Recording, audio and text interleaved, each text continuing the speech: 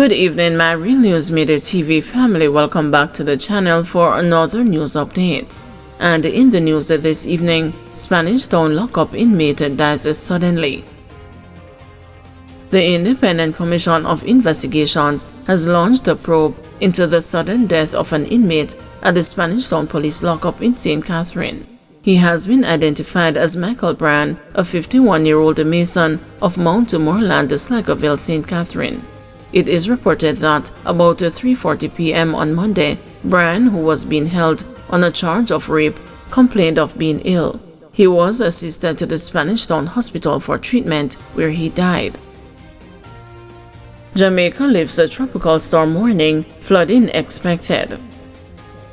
The tropical storm warning for Jamaica was discontinued at noon today as the center of Tropical Storm Raphael continues to move away from the island. However, the Office of Disaster Preparedness and Emergency Management has advised that a flash flood warning is now in effect for southern parishes and a flash flood watch for the rest of the country until 5 p.m. today. ODPEM's Acting Director General, Richard Thompson, says that the severe weather system continues to produce widespread showers, thunderstorms, and strong winds, especially across the southern parishes. We are expecting that we should have rainfall into the latter part of the evening and probably also have some thunderstorms. So we're saying to persons that thunderstorms are accompanied by lightning and we don't want persons to be struck by lightning, he said. Thompson noted that there have been cases of lightning strikes in Jamaica annually, and so we are saying to persons stay in as best as possible because it is projected that there will be moments of thunderstorms throughout the day. He advises Jamaicans to keep listening to ODPEM and the Meteorological Service of Jamaica for the latest information. NWC systems impacted by Tropical Storm Raphael. The National Water Commission says several of its systems have been impacted by Tropical Storm Raphael. It says while most major systems are still operational, initial assessments show that some customers are now experiencing temporary disruptions in water supply, mainly due to increased turbidity levels or isolated cases of power supply issues.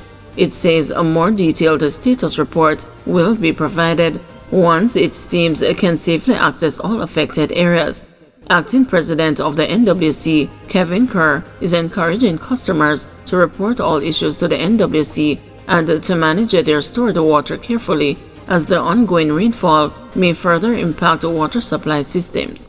Some of the anticipated issues include high turbidity levels, landslides, flooding at NWC facilities, or power outages.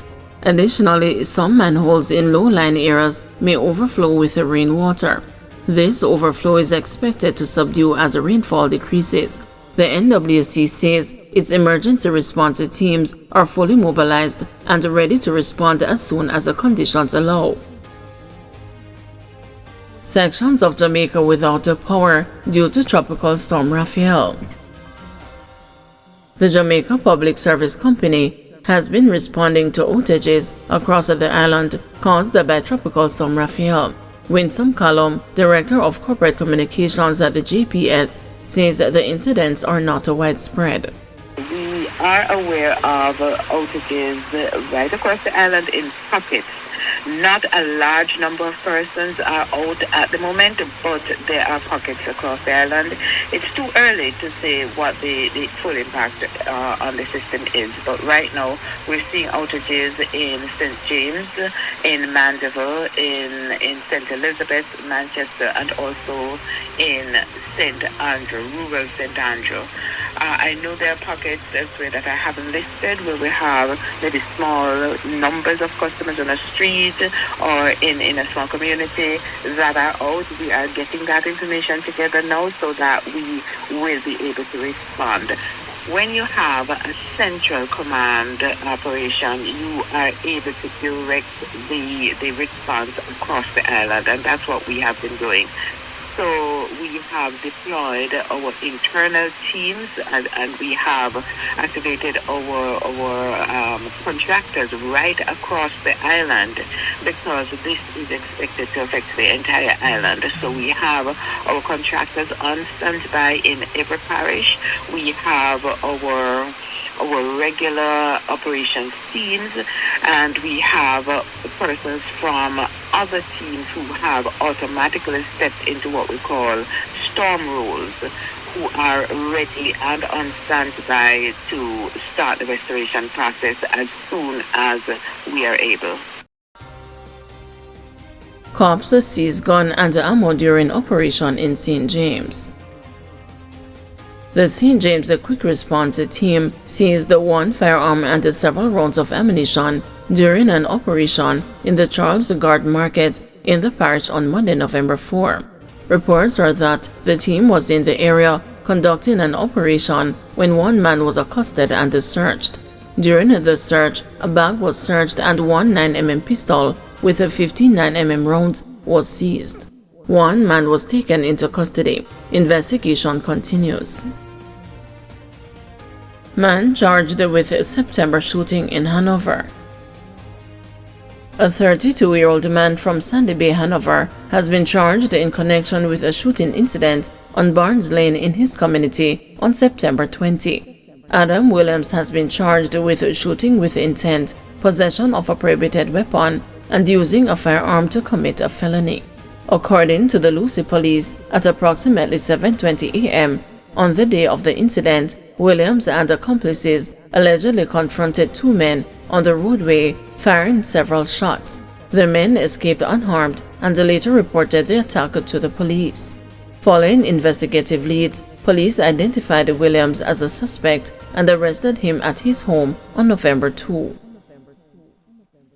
SERHA addresses employment status of public health inspectors.